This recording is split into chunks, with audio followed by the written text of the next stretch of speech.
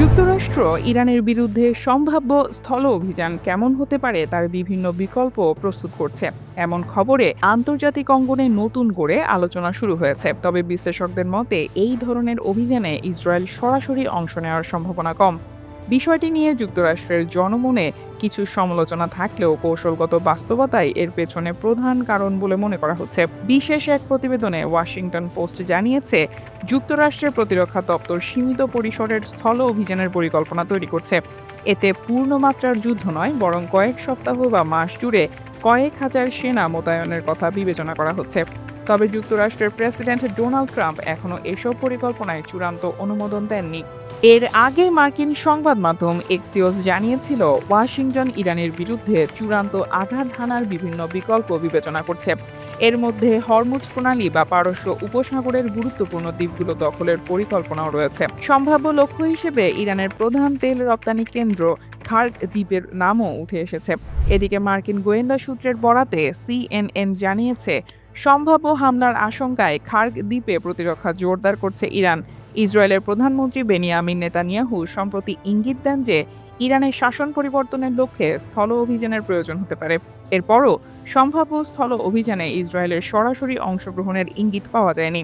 এতে যুক্তরাষ্ট্রের সমালোচনা তৈরি হয়েছে, বিশেষ করে এমন ধারণা থেকে যে এই যুদ্ধে মার্কিন সেনাদের ঝুঁকি বাড়ছে, অথচ এটি মূলত ইসরায়েলের স্বার্থেই পরিচালিত হচ্ছে।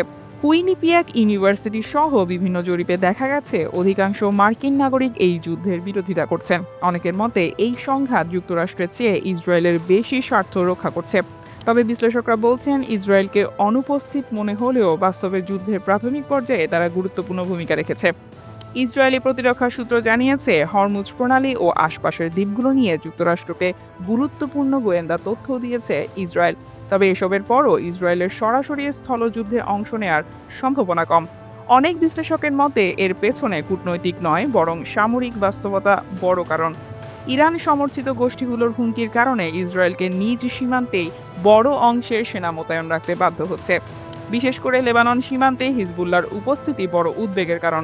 বর্তমানে দক্ষিণ লেবাননে ইসরায়েলি সেনাবাহিনীর একাধিক ডিভিশন মোতায়েন রয়েছে।